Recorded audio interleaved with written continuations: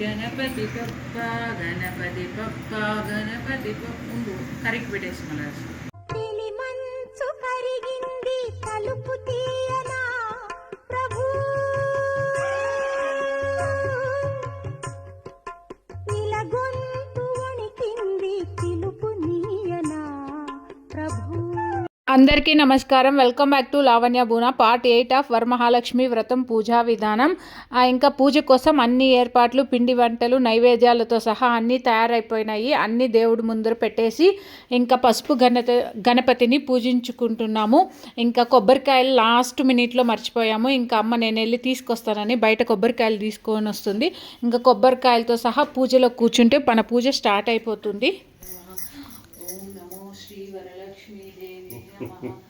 ఏదో చోటు కూర్చొని లక్ష్మీదేవి ఓం నమో శ్రీ వరలక్ష్మీదేవి నమః.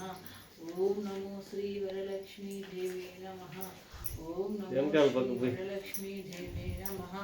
ఓం నమో శ్రీ వరలక్ష్మీదేవి నమః. ఓం నమో శ్రీ వరలక్ష్మీదేవి నమః. ఓం నమో శ్రీ వరలక్ష్మీదేవి నమః. ఓం నమో శ్రీ వరలక్ష్మీదేవి నమః. ఓం నమో శ్రీ వరలక్ష్మీదేవి నమః.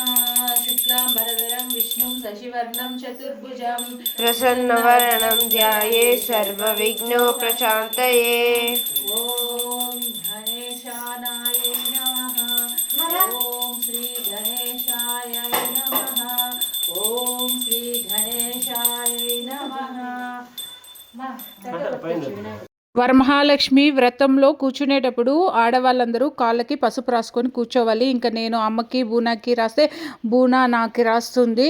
ఇంకా మనము గణేశాన్ని తయారు చేసి గణేశకి కొన్ని మంత్రాలు చదివేసి పూజ స్టార్ట్ చేసుకున్నాం. గణపయ్యకి కొబ్బరికాయ కొట్టి అక్షింతలు వేసుకొని ఫస్ట్ మనం ఏ పూజ చేసినా గణపయ్యకి పూజ చేసుకొని తర్వాతనే మనం నెక్స్ట్ ఇంకొక పూజ చేయాలి.